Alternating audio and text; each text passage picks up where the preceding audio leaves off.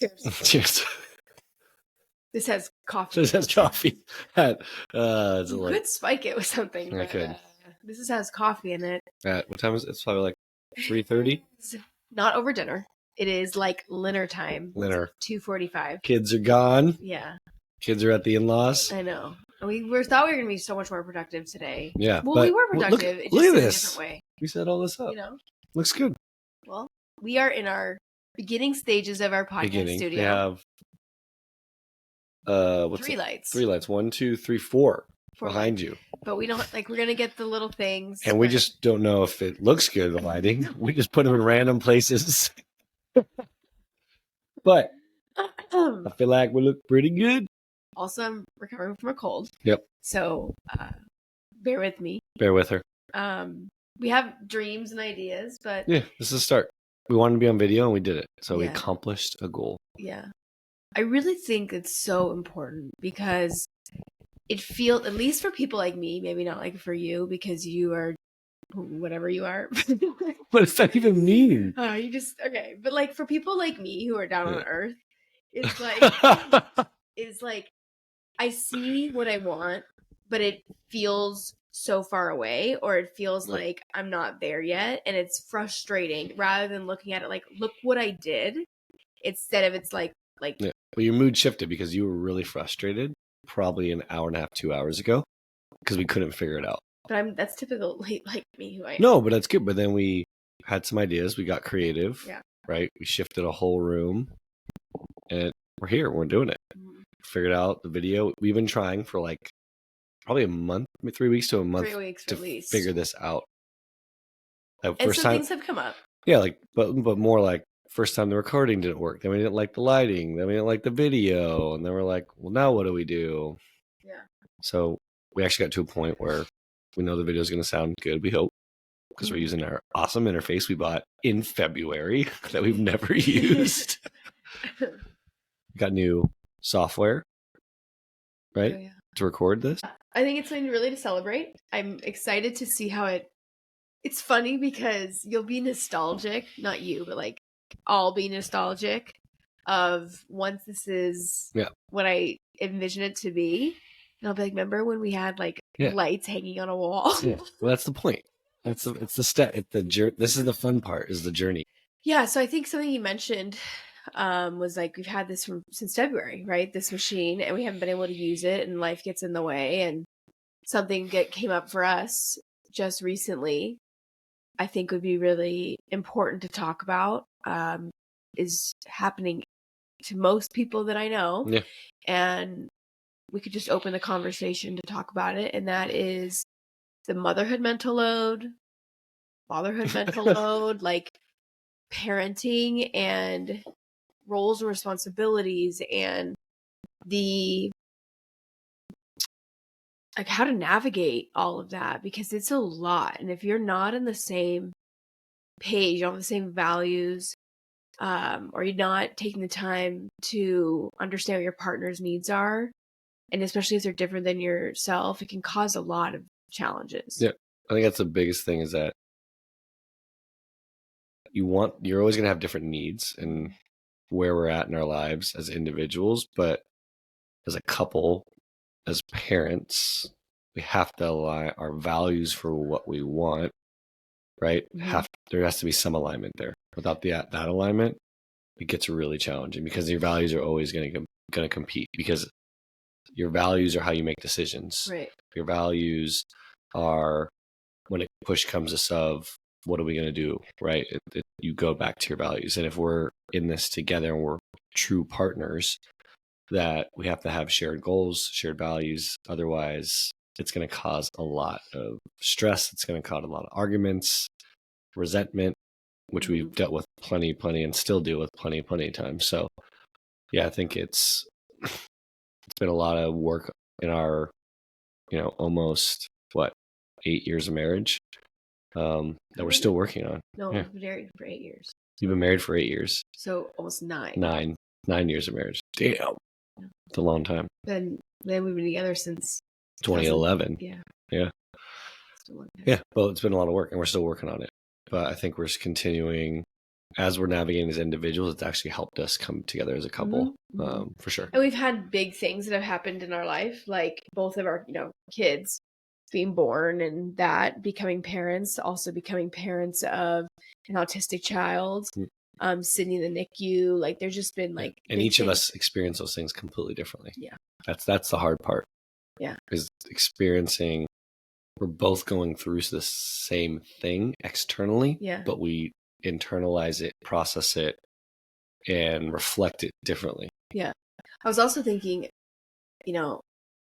gender roles and like societal norms of what you just experienced or what you just expressed is like, we have expectations that have been set on us from a very young age. And I do think for women, there's an expectation to be both. Like you can't just like, I feel like for dads, I know I maybe just like skipped a beat here, but I was just thinking as you were talking in terms of like values, like where your values come from, where beyond the personal work you've done, like we have had years of conditioning, and a lot of it is gender based. Yep. And what's interesting is our experiences from our parents are completely opposite. I had a typical, what you consider traditional way. My dad worked, my mom stayed at home with the kids. Yeah. You had your mom work, your dad staying home with you. So we also experienced that very differently. Right. So that's also impacted this. Oh yeah. Right. Yeah. And it's funny because you and I have actually talked about this because my dad was the one at home. My vision in a way was like, I had like, there was a caretaker, right? Yeah. And he was male. And in a way that puts a lot of pressure on you. Because you're supposed to be doing both in a way, right? Yeah. Which I want to do both. Yeah. But that's what we've talked about. It's like, what are the roles? What cannot do? Yeah. Which you don't always say no to. I don't say it. We learned that in therapy. I hate saying no, which causes me a lot of problems, grief, a lot of things. Yeah. Yeah. Anyways, so what is your understanding of the motherhood mental load? Well, just because I have a wonderful wife who likes to educate me, both through stories and through social media posts or blogs or things like that, it's, to me, how I would turn it from my lens is things that you worry and think about are not even the top of my mind, right? Like you're sitting here worrying about the future. You're worrying about what schools he's going to go into. You're worried about how he's going to be in the world. I'm talking specifically about Jake, even Sydney. Right. You're worried about doctor's appointments. You're worried about nutrition. You're about all these things. And I'm sure some more men think about these things, because the way I look at life is like, it's all going to work out. Like, get germs, fall down at a playground, get up, right? Obviously, I don't want really bad things to happen to them, but things are going to happen, right? So from that, I think I don't have a lot of that mental load that you do because of also my view on life. Yeah. And I think that's definitely part of it, is like all the extras. I think it's also part of my personality to be more anxious about certain things or be thinking about things.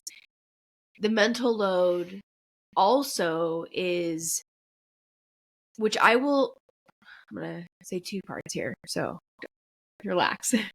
The mental load is basically, I like to put it like this. So you're like cutting all your celery and for your soup, right? You're getting everything ready. Like that's the action, but the mental load is the before. So looking up the recipe and writing down the ingredients, having to get to the grocery store to do all of those things. Like what you see is not the mental load. It's what's in your mind of having to prepare that meal, right? To that point, whenever that action comes out, but it's everything that led up to that moment. Yes. That's in your head that you had to solve for and think about and organize. Right. I got to organize these kids. I got to drive this one there. And I got to drive this one there. But how do I do appointments? Or like they're outgrowing clothes. Like just different we don't have care. Like I got the load of reaching out to my parents and asking for help. Are they available? Right. Do they get sick? Which we might talk about. Right. All these things that might come up or you are thinking about.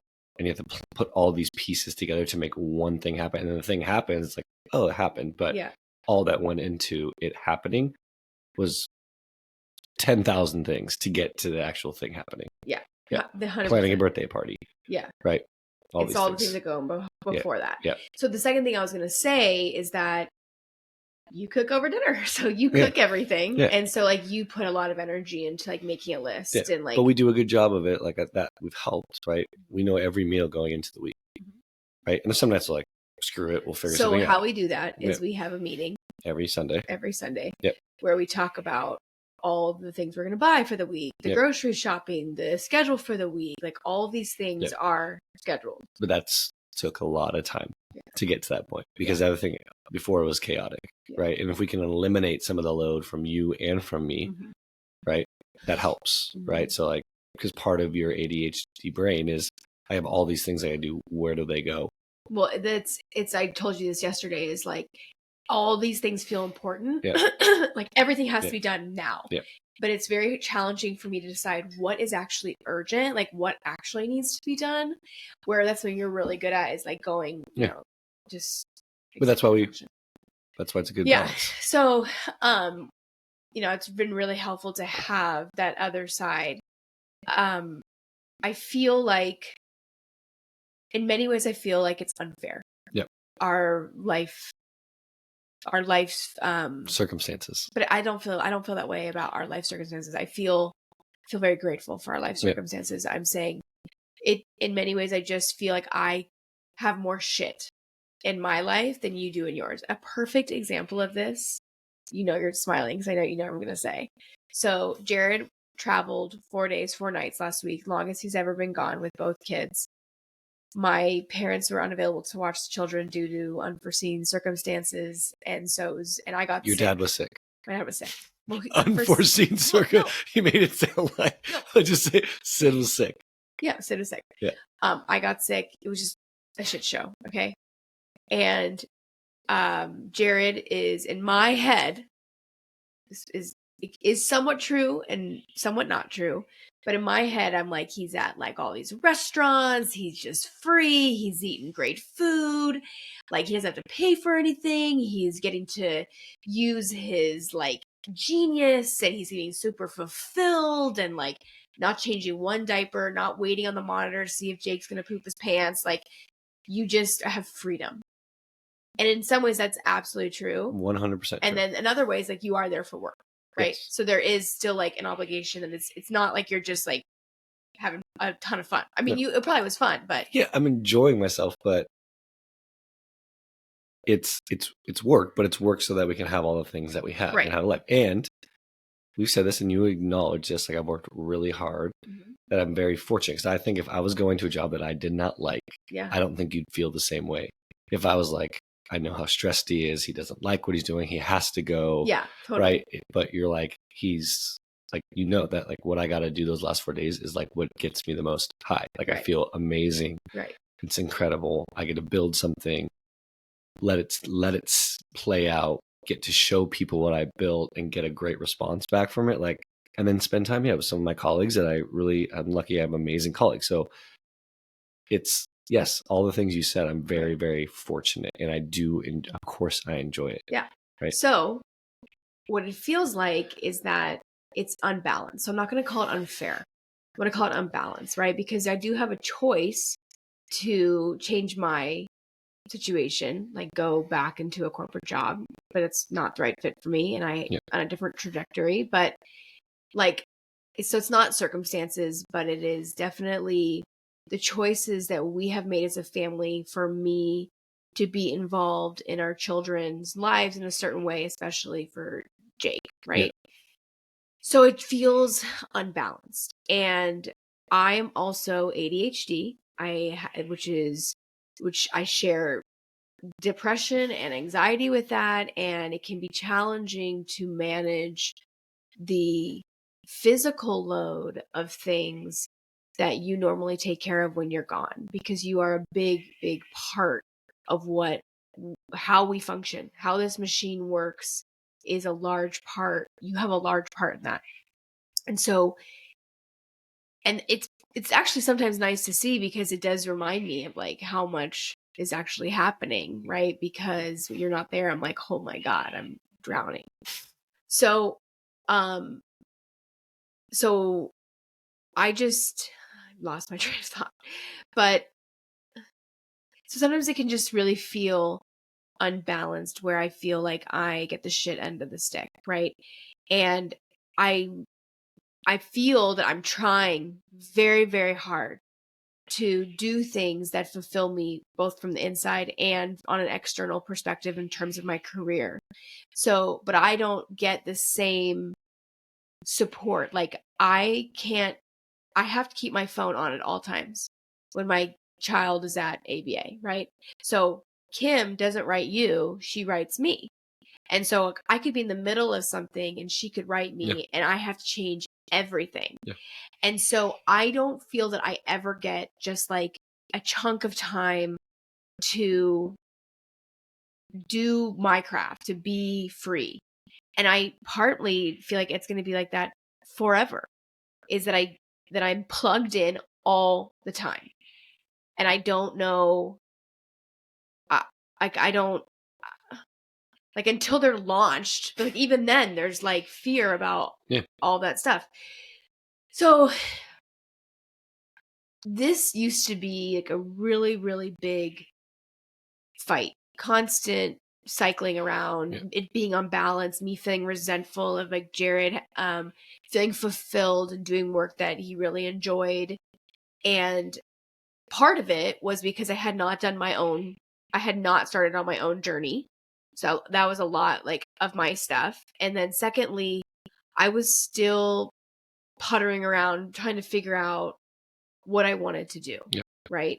And so it's gotten a lot better, first on my part, for me taking ownership of certain things.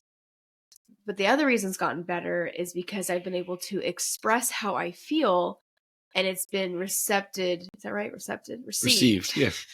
Received well, and it's been validated. And so you've been able to give me that emotional support. Yeah, I think that was the piece, like, because for me, it's always been, what can I take care of? Right. Not always emotionally, but physically. How do I set up? Make sure you know what food you're doing, your schedule's set up, right? All these things are set up. But what I realized after a while, which was hard for me, because emotions and knowing, because I don't bear that, like, right? So my emotional intelligence towards what you're experiencing, I had a very hard time understanding it because I operate very differently.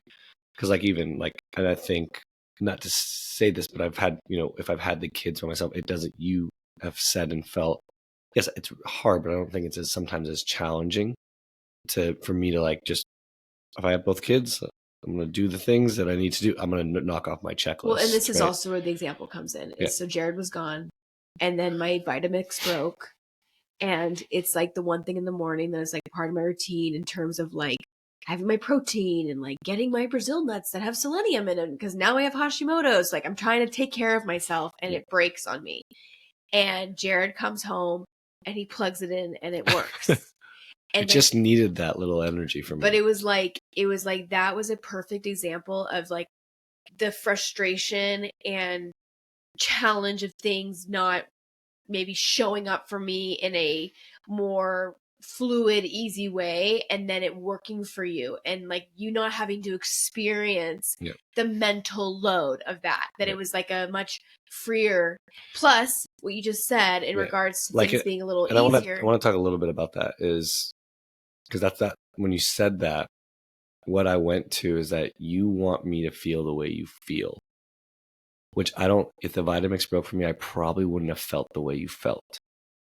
Right? Like the same experience that you had with that happening, like whatever emotions came up for you or frustrations. And so that's what's always been a challenge for me, is when you say that sometimes, like you don't go through what let me finish.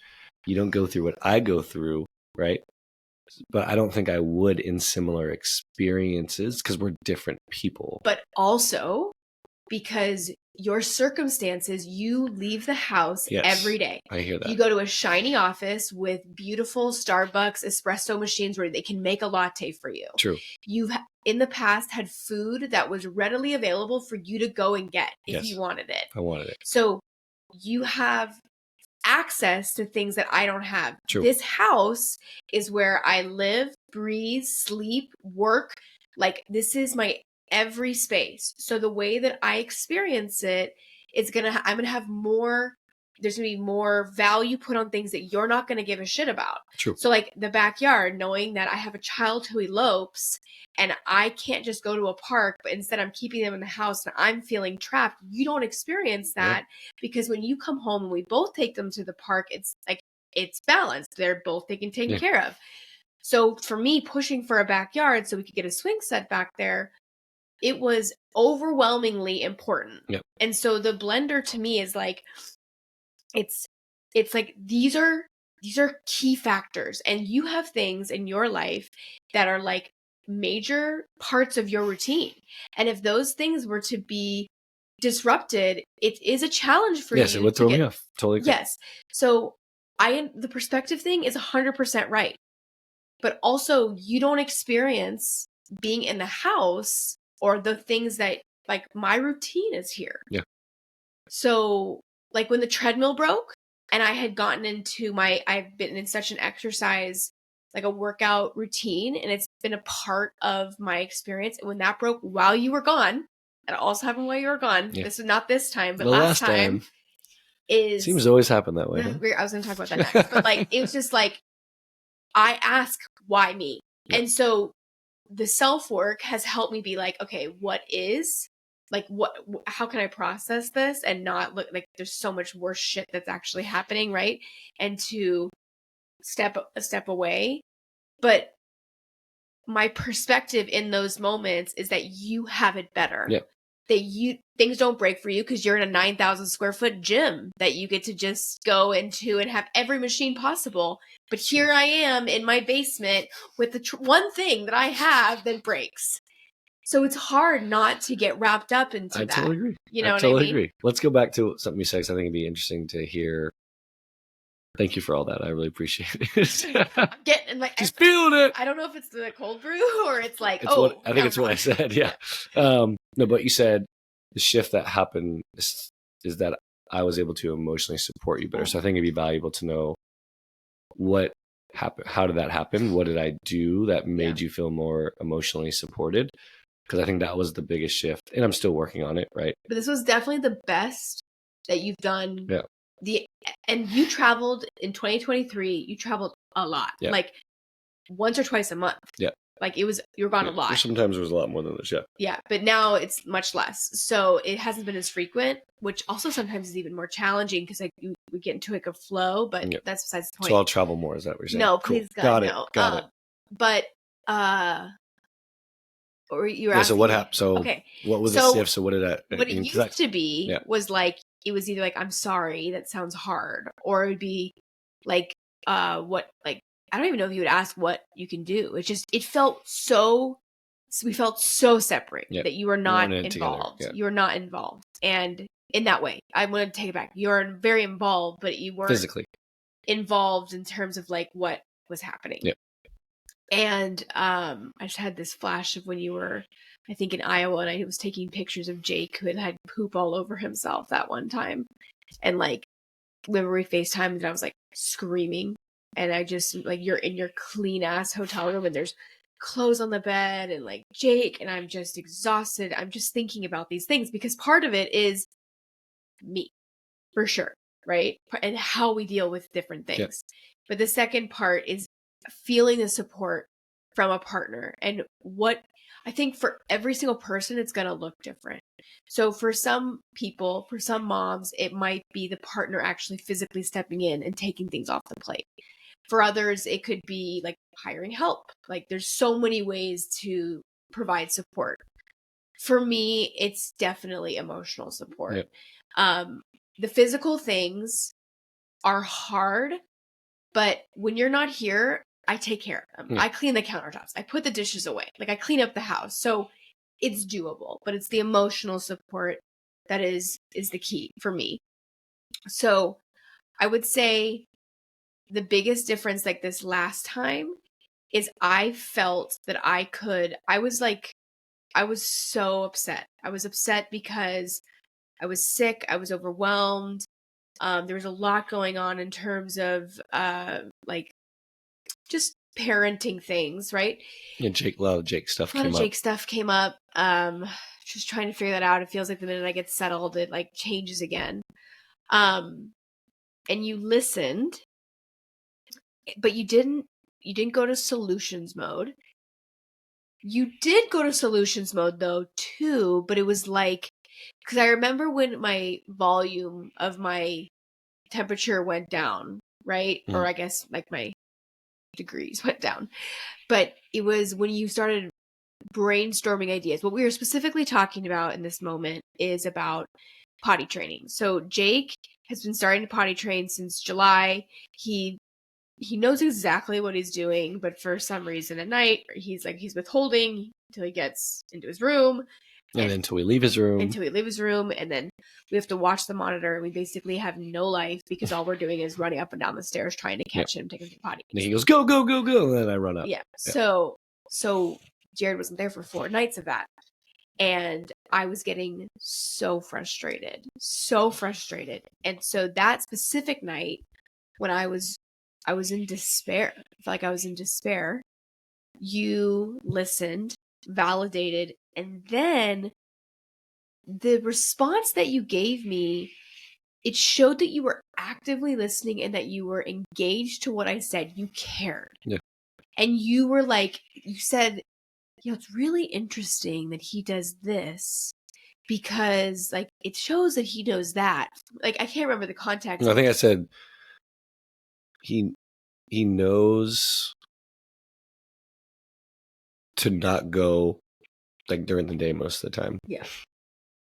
He also knows at night if we're in there or we're sitting him on the potty before going to bed not to go. Right. He knows when we're in his room. Yeah. But literally a minute after we leave, he'll go. Yeah. So he's very aware of when I'm alone. Yeah. Or it feels safe or whatever that is for him. Yeah. Where he's comfortable enough to go. He doesn't, I think maybe the pressure of us encouraging him and talking to him, that obviously doesn't work. But to this is like, what that feels like is what? It feels like I'm not alone. It feels like a team. Yeah. I'm like, I have somebody else to bounce this off of. I have somebody else who can I care enough to think about it and not just give a surface level answer to make you feel better so we can get off the phone and I can go to sleep. Right. Exactly. Which is probably what I've done before. Yes. Yeah. Yes. Exactly. You took the time. You did. Yeah. I remember what time it was, and it was late. Right. But I could tell that you were like, I know that I need to do this, and this is important. Yeah. And I did not feel that you were like, I need to go. Even though you may have felt like that, I did not feel that. And that was a really big difference than the past, where it's like your priority is, I have to go to work in the morning and I need to get up. And that is the priority. Yeah. When two people make a decision to have a baby. And so it's a joint effort, but it typically falls on the stay-at-home parent. Yeah. And they become the default parent. Yeah. And so in a lot of times in the past, there was this like get out of free card, like this, I can check out because I can be somewhat involved, but I also, like, I have a job. And I think one thing that's really important to just say here is like, being a stay-at-home parent is a job. It is a job. But I am not compensated in that way. I'm compensated with art projects and like hugs and beautiful things. And, the fruition of what that will look like doesn't come for 20 something years. Right. Hopefully they become star athletes and pay us back lots of money. Right. And Jake's a musician kind of thing. Yeah. But it's really hard, especially for someone who's goal oriented and very ambitious, to see that as work when it is very hard work. Yeah. So we both have jobs, but mine is 24/7. But also a piece of that is your lens of what a job is. Yeah. Right. Yeah. Compensation, like getting paid, obviously doing something that you made a choice to have kids, but also I married you because I knew how driven you were and passionate about making impact and doing the things that you wanted to do. So even though this is probably the hardest job and is a job, you don't consider it that. All the things like how you're an admin, you're a housekeeper, you're a educator, you're all these things, mm-hmm. right? But you don't see that because there's no compensation. And that's also because of how you're raised in capacity that like, no, like, and even you said that for some of the stuff that you put out, right? Well, I'm not getting compensated. It's just, this is just for fun. But no, it's like, this is probably the hardest job there is that no one teaches you and no one trains you for. It's an on the job training, build the plane as it flies kind of job. Right. And that makes it harder because your job is two humans who don't have don't operate one single way. No. Right. And I think a big challenge that most of us have is like, it's not the kids, it's the adult learning how to emotionally regulate themselves and going through their own stuff. They're kids. It's your thoughts or reactions or thinking about when things the kids do that causes the stress and anxiety. We thought about it. It's the thoughts around it, the challenges, the anxiety you have, the fear, the frustration, the just overwhelm. Yeah. It's those things that are causing the feelings you have. They're just freaking kids. But that's hard to go through all that in your mind when all this is happening right in front of you and you're like, where the hell's my break? Like when does it stop? Or like, now that I am really clear on the things that I want to do. Yeah. That's hard. It's hard because like I just want to go do them. But I am on like a slower pace, and being someone who's a speedy person is a blessing and a struggle. Fast is not fast enough. It's not fast. Lightning McQueen. Yeah. Speed. Yeah. So anyways, so tell me on like your side, like what was that, that kind of the timeline or change that you, like, what did you go through to kind of be at the position that you're at now and supporting us? Transparently, I've learned that even though it might take more time, that in the long run and in that moment, it's usually less time, because if I am non-responsive or just trying to fix the problem and get off the phone as fast as possible, it actually turns up being a very longer conversation because your frustration and anger comes out, which causes us to talk even longer because we have to deal through that as well as what just happened and what originally we're talking about. Right. So that's number one, is that also through us going to therapy, being more communication, right? And the communication, like, this has helped a lot because I think we're learning a lot from each other in this, but also when we started having these conversations a little bit more and in depth, and me understanding your processing, me understanding my processing, and something I continually am working on is my emotional intelligence and I think also understanding it's not that just you're a mom, it's you're a mom with ADHD. And I've learned a lot more about what that is because I've always thought, dude, it's so simple. I figured it out in my head. Just process, task, system, build it, put it in. And I would get frustrated, like, dude, that's why I would solve, like, dude, just do this and you'll be fine. But knowing you operate your brain operates a completely different fashion than mine, I think it's the acceptance and understanding of that. And to go, okay, what would it be like if time did not even make sense to me? If 15 tasks were on the table, they all seemed important. I felt like I had to get all of them done. Mm-hmm. And then to be doing something and have an idea, go jump to do something else, right? And trying to like literally put myself, what would that be like and how challenging that would be? And also understanding how you process and what you need, because you're also a great communicator. So that's been huge, is all right, like I learned more, I know more. So what does she need in situations like that I could give you that? And when those moments come, what's helped me is going into my body and be like, all right, I'm feeling it. But that's what usually would have me either go solve. My frustration would come out in the words I would say or how I would respond. And you could tell that I was either not present. Yeah, distant. Yeah. Not really there. Yeah. Not paying attention, not focused on it. So I think for me, it's like, oh, okay, that's coming up for me. So I'm obviously feeling that way, but also understand how I feel. If I'm feeling this way, you're probably feeling the exact same thing. Yeah. So what would I want in that situation? Right. And I would want someone to listen, be supportive, right? Be there with me, be in it. Right. And that's been hard for me because I've always navigated all my emotions alone. And I'm now trying to be more open to sharing my emotions with you so we can navigate together. And that's why I haven't understood it, is that I process everything by myself. Didn't think I needed anybody else. I can handle it. I've done it my whole life. Yeah. But you're the opposite, where you really, your parents, verbally, but your parents were always encourage you to share your emotions since you were 2. So you've always had, and maybe not relied on, but it's always been there for you when you're going through something, that I can share it with somebody and they're going to be there with me through it. Well, for me, it was the opposite. So until I understood that I need that, actually it helps me, but that's how you really are. And that's what you want in a partner, was that, all right, well, how can I be that for her and be that partner in the situation, even though I'm not physically there, but what can I do over the phone, listen, ask questions. She needs some support on how to solve this or how to approach this. But I could always tell, like, when that's what I'm looking for now, is like, I'm curious to know how can I bring your temperature down, as you said, right? And I'm thinking what I've learned, that's a big thing for me, is been able to learn how to do that and what you need, that I can now refer back to those things and those moments. Like, hey, like, I can see it physically with you. Your shoulders drop down. It's very obvious to me when you're coming down from a higher emotional experience. And obviously I can tell you're in your voice over the phone. So it's, I want to say I am goal oriented. So I think my goal is, how do I get her to come back down, right? To come back to presence, or just not that heightened state. So I'm curious and I want to learn how to do that. So now it's like, now I make it a thing for me. Like, that's my goal now, is to get there. That's cool. To kind of turn it into a little game.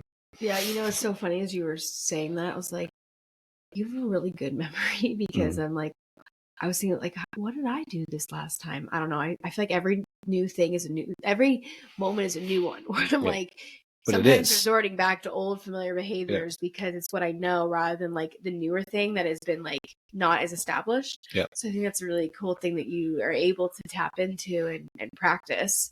Like, it's readily available. I mean, I get it. You're getting reinforced that like, what I want is, I want us to be in a really good place. I want us to, and you to be in a good place. So if that's my goal, I don't want to be in frustration and angry with each other and resentful of each other. Like, my goal is that it's hard enough navigating life as an individual. It's hard enough, even harder navigating as a relationship. It's 10 times even harder doing with 2 kids. So if we're not good, the whole thing blows up. Like, as individuals, like, when you're off, I'm off. Same, vice versa. Right. So, like, I don't like that feeling. That impacts me. And my abilities to function at my job if we're not in a good place. So I know that. And 30 minutes of being on the phone and talking to you is like the best investment ever. Well, before is like, oh my God, if I get 30 extra, I can get 30 extra minutes of sleep. Like, that is not as good as a benefit as me going to sleep and you going to sleep, both feeling connected together in a partnership. That's better for both of us. Yeah. Well, it's really very appreciative of the effort that you put in to do that, because one of my things that I have said for so long is, like, I feel alone. Right. And so this helps that feeling that there's somebody in the muck with me. I think it's also important, just in that regard, is like, I don't want you to think like me. Like, I want you to have a different perspective. It helps keep the machine running, because if we are both looking at things the same way, I don't know if anything would get done. So, and back to my point earlier, we got a little emotional. I do feel what you feel. Just other things make me feel that way. Does that make sense? So, like, well, actually, can we go down that path? Can we talk about, like, the difference between, like, a stereotypical motherhood mental load, fatherhood mental load? Because again, this is going to be very individualistic for everybody. But I'm just curious. Like, so why don't you speak in, since you started talking about that? So we have different things we worry about. My biggest thing is your guys' safety and financial freedom. Like, that's what those two. And the third thing is that my other mental load that I go through is to everything we just talked about.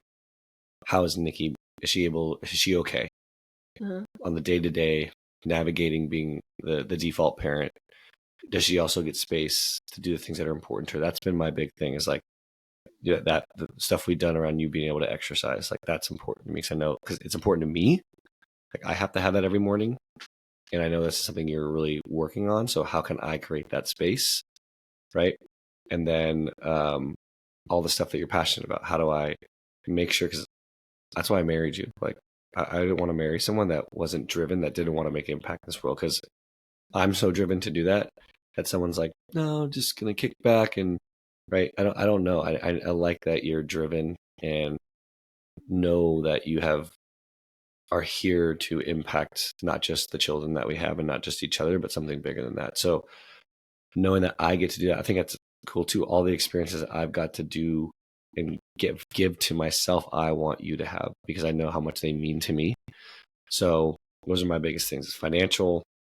So you guys are safe, that you feel you are supported and that you are the default parent, but also that you have space and time to fulfill your drive and what serves you. So that's so when you're off or you don't get those things and you feel like, I don't have time to do any of these things. When am I going to do these things? I want to feel fulfilled. Or when I'm away on a trip and it gets really freaking hard and you're the only parent at home and no one else is there, like that is on my mind, like when those moments happen. So I think those are probably the 4 things that I worry or concern myself with. Wait, there was 4? There were 3. Financial. Yeah. Safety. You're supported in being a default parent, and that you get to do your purpose and that you get to have time and space to do the things that light you up. Okay. Yeah. So that's how I experience it. And when those things, any of those things are out of whack, is when I'm off. Is when I'm off and when I'm challenged. Any of them. Financial. One could be off. Yeah. I don't feel like you guys are safe. Is work like on your? I think that comes with financial. Okay. I think that I have, because if any of those other things are off, it impacts my ability to work. Right. Which impacts our financial, like that's where my mind goes. So all these, one of those things. And also I think me is like my routine, but I'm pretty down with that and I can be flexible, but I get that. Right. Like there's some days here and there, but that's because I get up so early and that's part of built in that unless we had another kid, which probably not. That's not going to get thrown off. So I don't worry too much about that. I'll find it throughout my day. But yeah, if any of those things are off, I'm off. And that's going to impact all the rest of my ability to support you, my ability to. I want to dig into something really quick. So like you feel off. It is the hardest thing in the world to know when you're off. I mean, although like there's some like very clear indicators in terms of like your mood, but we've talked about this before that like I'm coming from this like huge emotional reaction. I've explained it in the sense that like I'm in a box. Like I want to be a person that can stuff everything in the box and the seam closes and that like it's good. But I'm not that person. No. I overfill the box and it's bursting out, right? Yeah. And so to me, what it feels like is that it is a constant mess. It's a constant chaos, constant problem, burden, right? Where it feels like you have it zipped up. And so when you said like when you feel off or like you're worried about safety, I'm like, when is he ever worried about safety? There was a guy who walked on our property and you seemed cool as a cucumber. I wasn't too worried about that. So like it's interesting to me, like I don't know what that looks like. And so why I wanted to dig into that is because we've talked about this a little bit before in regards to processing. Yep. And how it may feel like the other partner isn't necessarily engaged or that they're not like. I'm trying to, because again, as we talked about a little bit before, my whole life I've navigated my own stuff by myself. Yeah. And I don't want to burden you because what I've been thinking for a while, which I've switched my mindset on, is that because of you navigate things, and if I'm off and I'm putting that burden on you, plus you're off, like, oh God, what is this going to look like? And what you switched to is that we can be together in this, because if I can't show anything, that's why you feel like you're a mess all the time. Exactly. Is because Jarrod always has to get, and I this challenged me when I used to be a leader. I share this a lot. You are a leader still. When I led a large team, I just always thought I had to have it together. I was that toxic positivity leader, which, to your point of what's happened in our relationship, that it's not okay to feel these high level emotions, stress, fear, doubt. Right. So my team would stop coming to me because I can't go to Jarrod. He always has it together. And if I go to him, he's just going to tell me to flip it and turn it to make it positive. It's all going to work out. So I learned that there, and I'm learning that now, is that actually sharing those things with you doesn't make 2 + 1 + 1 = 10. It actually lessens it. Yes. Because we're on it together. Yes. Right. So even this morning, like, I didn't have to tell you that I was frustrated with Jake, but I wanted to make a point to say, I was really, I don't know. I didn't get my full meditation in this morning. He was up super early. Sometimes Jay can get really floppy with his body. It's Yeah, very and I was just really agitated with this morning, and I probably never would have shared that with you before. But I'm really glad you did. yeah, but I wanted to make a point because I know how you feel that too. So now you're like, and then you were able to say, dude, I know what that's like. And now we're together. Yes. Right. We're connected and sharing that experience. So it's not like, even when Jarrod's home and it's frustrating, Jarrod doesn't experience frustration or any of those things. So yeah. Yeah. I think it was really important that you just said that. Yeah. Before I forget, there was something that you said this past trip that was different than before. Yep. It was when I was expressing all of these things coming out of the box and felt so unglued. You said something really important. What was it? I know. We both are like, what is it? Well, it was really important. It was basically, the essence of it is that you were saying that it's not that it was this, it's that I was just expressing myself. Do you remember how you said it? I thought it was just super profound. And of course, I can't remember what it is, but I know. The reason why it feels so profound, it was like you understood. I was like, I think, wow. was it the managing piece? Oh, yes. You said you are managing. Yeah. You're just expressing how you're feeling. Yeah. That's what you said. So you were because validating. you tend to go to when it's all chaotic and you feel like you're a mess, that I can't manage all this. But I'm like, Nikki, you are managing it. Yeah. You're just expressing that while you're managing it, it's really fucking hard. Yeah, that was what it was. Right? So you're just sharing what you feel while trying to manage it all. But you say that a lot, and I stop you like, Nikki, if you weren't managing it, it would be, kids would be dead. Like, no one would go to school. Yeah. There would be no food. Yeah. The house would be imploding. Like, you are managing it. It's just these emotions come up sometimes when it gets hard to manage. Yes. But we're taught. Yes. And so part of what you just said, to come back to, is like, in the past, feeling like if I was going to express this is hard, it would be like, well, like, it's your perspective. You change it, which to a point I fully agree with. I think that we make our lives harder because the way we see certain things and thoughts around it. Yeah. And to be a human being, you're going to feel these emotions. Yeah. So to completely avoid them is actually what we want to avoid. Yes. We want to feel them while also managing them and recognizing that these feelings are fleeting and that they're not always going to be But that's here. The thing I want to continue to reinforce to you is like, you are managing this. Yeah. You're managing it amazingly. And it's hard. And it's harder for some people. Can I just add that it also goes along with my expectations of what I think managing should look like. Yes, that you should be perfect. You should look beautiful, and your hair should be done. I should work out. I should go shop. I should be able to do and I should be smiling and singing while I'm doing it. That's not managing it. Yeah. Like, well, let's talk about my mental load then. Yeah, let's talk about it. Because it comes back to the blender situation. So when the blender feels broke, like a blender. It does, but the blender is not just part of the routine. So what happens to me when the blender breaks is I go, this is a $600 plus machine. Mm. And I, at this current moment in our lives, am not a financial contributor. And something that we talk about often in our dialogues is about money and about how we want to spend money, what we want to do with our money, dreams that we have for our house, lots of different things. And so when I see a machine that I dearly love that is expensive as fuck. She's talking about a Vitamix. Like, I love the greatest Vitamix. Thing ever. It is a beautiful machine. Yeah. When that breaks, that's also what I'm thinking about. And then it compounds the fact that I am not where I want to be in my career. And I go, if you were fucking working right now, then you would have the money to go buy a Vitamix. Yeah.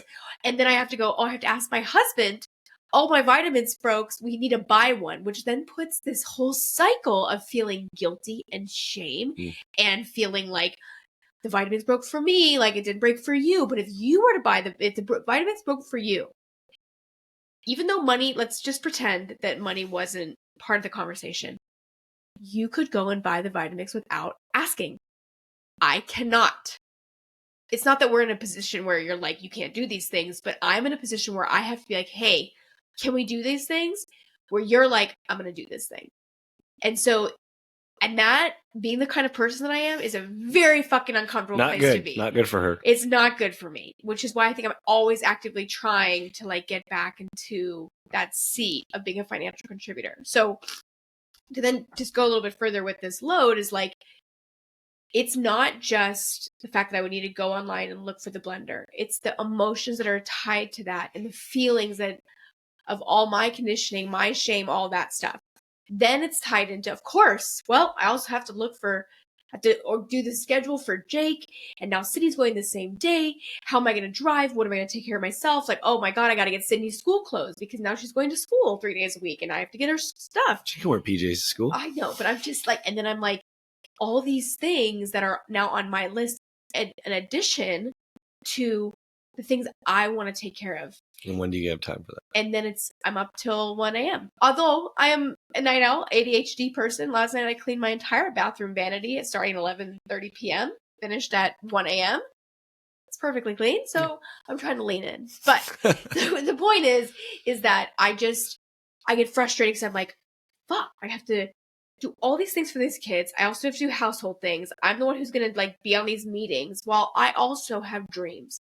So being someone who also has this struggle of certain things not fully connected, it can be challenging. Like, okay, I'm going to bucket this here, bucket this here, bucket this here. So part of the chaos, I've now named that part. So if you listen to other episodes, Jarrod and I have talked a lot about internal family systems therapy, IFS, and naming your parts. I think was that the last episode? I don't know. Whatever.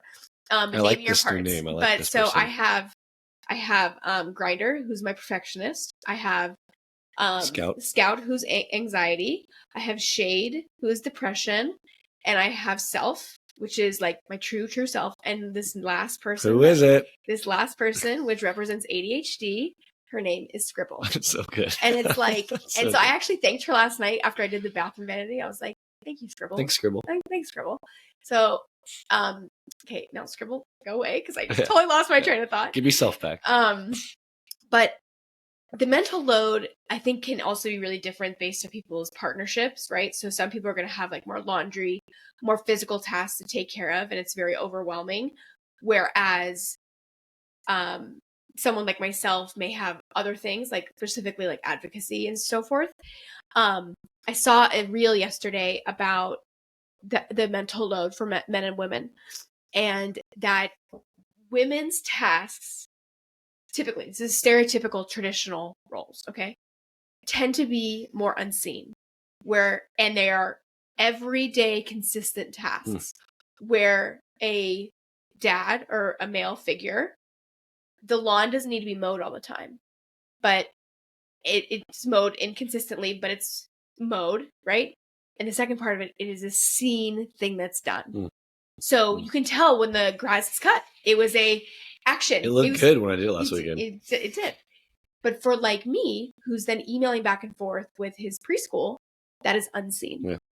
And so we're like under this rug all the time where a lot of the men get the recognition, like, I did this thing. I took the trash out. There's no more trash in the trash can. Whereas me managing my anxiety while we were at the playground yesterday, worried that Jake was going to push another kid, like that, maybe you're thinking that actually, but yeah. But it's different things that we wear. It's that a lot of women's things, and I'm going to speak truly to myself and what this research that I've done, I don't know if this is fully accurate, but is that it goes unseen. Yeah. And motherhood in general is an unseen role. Whereas when you go to work, you get the validation, you get the conversation with someone like, you're on the right track. Even if it's like not the final task, it's like you have these meetings and they're like, good job, or let's rewrite this. But you're getting feedback. But with motherhood, you're like, this is a clusterfuck. I'm a clusterfuck. This whole thing, like, I suck at it. And so it's really very valuable, I think, to hear from your partner that I see the unseen tasks. Yeah. I see those. Thank you for going to that meeting that I couldn't make. Yeah. Actually, I'm going to take that back. It's not the thank you for going. It's the taking the interest. How was that meeting with that person? What did you learn? I think it's both. I think it's saying, hey, I really appreciate it. I really want to know how that meeting went. Right. But do you notice that I thank you when I get to go work out? Yeah. Do you notice that I thank you when I can go do certain things? But I don't want you to. But do you ever thank me? Yes. I've worked on it. Yes. Let me phrase it. You don't yes. Okay. Come on. Okay. I'm done better. Oh, everything's better. Yeah. No, we're able to have this conversation because we've learned that through therapy, because we really thought this, like, I thought I was supporting you more, right? And she's Star, right? Mars is Star. Yeah. Our couples therapist is Star. Well, that's her. Not a real name. No, that's her code name. Yeah. Code name Star. We have a lot of like characters. Yeah. We noticed that as like, I felt I was supporting you more by saying thank you, but then she unpacked that it's not necessarily all that you need. It's not just the thank you for doing it. It's the interest. Right. It's more the interest in asking, how did that go for you? Like, I try to ask now, like, hey, did you have a good workout? Right. Yeah. Like, try to show more interest in the things that you're doing. Right. Yeah. And asking what challenges, like when I got home or on Friday after I was done with work, like all that stuff that was going on with scheduling and all those things. Like, I hope I did well in that situation where you were really at a peak. It was overwhelming. Yeah. It was a compilation of the whole week. And then sick 4 days without me. I was now home. Right. And I think that's a piece too, is I get glimpses of it. But I think once I'm back, kind of all of it kind of comes at the end. Right. Because like we get glimpses to talk to each other. It's not like, when I'm home, we could be talking way more often and like navigating certain moments. And so it wouldn't rise. It wouldn't rise. Yeah. It wouldn't. Well, and that's actually very true. Like we talk every night over dinner. Yeah. Right. And so we're getting like, I get to process 20-30 minutes a day when I'm gone, maybe. Yeah. Right. Maybe. And in that moment, it's just like, what's happening right now? Yeah. It's a catch up. What's going on? It's quick. Yeah. Right. It's not as often as like, even during the day at work, we can talk longer when I'm at work. Yeah. Right. And then obviously we get the whole night from when I'm home to when they go to bed, and even after they're in bed to catch up and really. And that's my time to process through things where you, being an internal processor, don't necessarily need that space. Yeah. But at least it's an open opportunity for you to do that. But for me, it's like I've been waiting all day to be able to unscribble. Yeah. Well, let's talk, because I think giving some actions, I think a big thing that I've learned, which I know now, is I won't say no.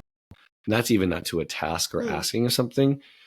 It's even when maybe you need me and I'm not available, but I'll pretend I'll try. Which is worse, right? Yes, which I'll try to be. Yeah. So I think that's important if you're in a relationship and someone needs you in that moment, but you know that you don't have it in you. Don't fake it. Don't try, because it's going to be disingenuous. Be honest. Be like, hey, I know you need me right now.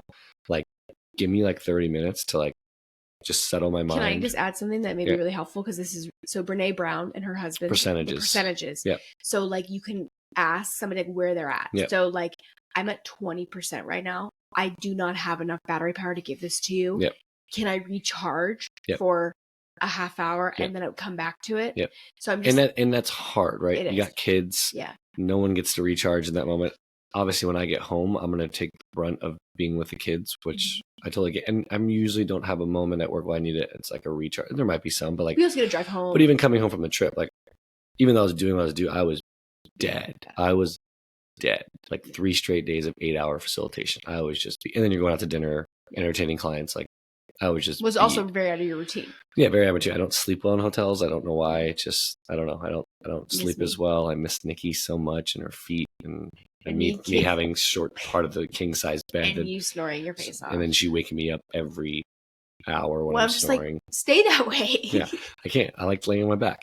But I think, you have to be open to saying that and saying like, hey, I want to be there for you, but like, I don't think I can give you what you need, or like, I want to come to this conversation. Like, it's important to me, but I'm so dead. Like, I will not be able to give you what you need. And it's not that easy all the time, right? Because that person might need it, but I also know that you need me in that moment. What is the other thing that you say when I'm expressing myself?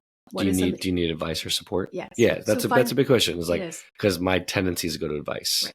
So, most men, I think. Yeah, most men. So it's like, advice mean, do you want me to help solve it for you? Or do you just need me to sit here and support you and hear it out and be present and look at you while you express how you feel? And I think that's been important, because I always went to advice. But I think, again, every probably thing we're going to talk about when it comes to a relationship is just this communication piece. Like, it's the communication. It's the honesty too. Like, don't fake it. Don't pretend.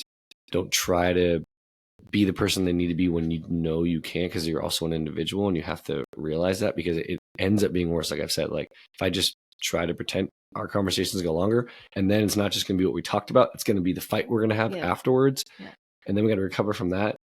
Yeah. Right. And then that's even more draining. Yeah.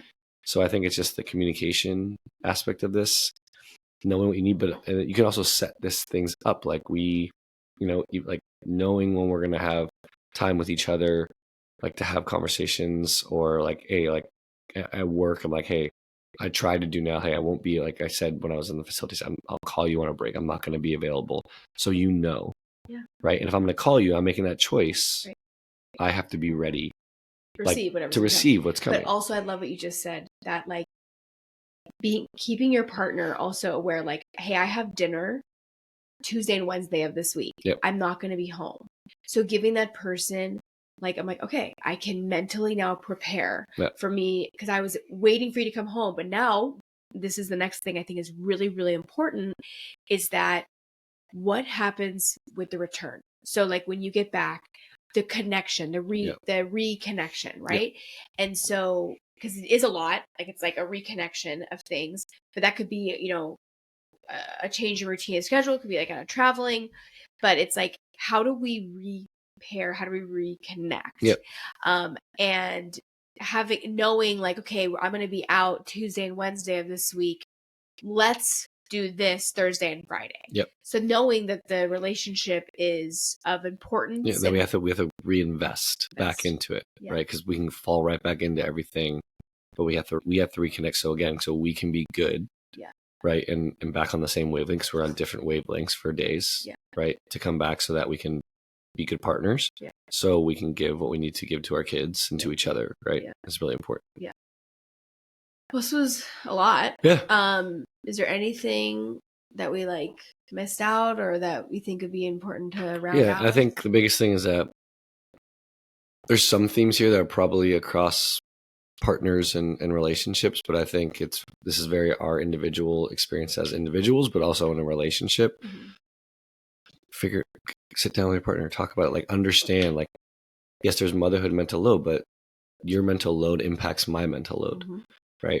Mm-hmm. And that's important to share. Like, especially for men, I think it's harder to be vulnerable at saying you do struggle with certain things, and that things are hard, or these are what challenge you, or what you think about sometimes. And again, I think a lot of guys want to hold it together, especially with their spouse. It's like, I gotta, if I'm safety and I'm that person, that if I'm off, what does that look like for us? Right. But actually it pulls you closer together, right? Because you're partners. Like, not one person has to solve everything. Right. Not one person has to do it all. It's like, we can do this all together, and actually that connects you more, right? And creates more understanding. Is going to bring you closer together to be the best partners ever. So I think, again, like, find time to sit down and have these. You don't have to record a podcast, but just like, you have to open up and share, like, really, like, in knowing who I am and how my life up to this point is impacting me in a relationship has been really, really crucial. Yeah. Because we're completely opposite in the way we express and process, and hold. I hold, you release, right? And we try to give both, because neither one's right. Right. It's the balance. It's the balance of both. Yeah. Right. I was just thinking about the user manual we want to create. Yeah. And that will have both like this individual piece, but also sitting down with your partner so you know what to talk about, you know what question to ask. So looks like we got to get on that. Yeah. And it takes intentionality. Yeah. Like, this is not just going to happen. Like, yes, you have hard jobs and it's tired. The parent has the hard job. The person at work has a hard job. And it's easy just to, like, when the kids are down, just to, like, it's nice. We did last night. We vegged out and just sat down. We needed it. I was gone. Yeah. It was like, we're just going to freaking sit and watch a movie. That's what we need to do. Yeah, to, like, it was really nice. Yeah. But other times it's like, no, we have to sit down and have these conversations, because this is what connects us. And a relationship is work. Yeah. Marriage is work. It's never easy.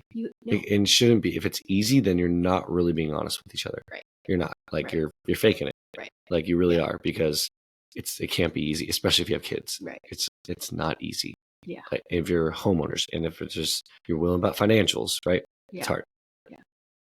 Well, thanks for chatting over. Yeah, this is fun. Our first video. Yeah, I know. I'm interested to see what it looks like. Yeah. I barely looked over to my left. So yeah, now we can. Hey guys. Now we can. But thanks for chatting. Yeah. Appreciate you. Appreciate you. All right. Bye. Bye.